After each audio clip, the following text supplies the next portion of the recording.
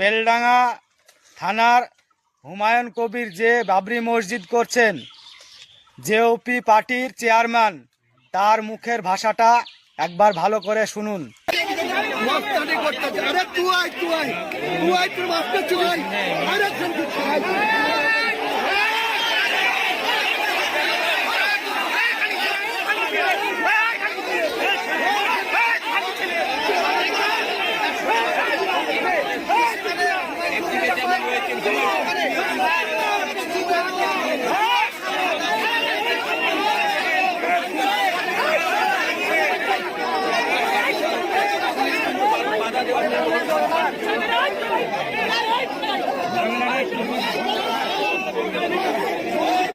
এই রকম নেতা যদি দেশে কোনো বড় ক্ষমতা পায়, কারোর মা বোনকেই ঠিক রাখবে না।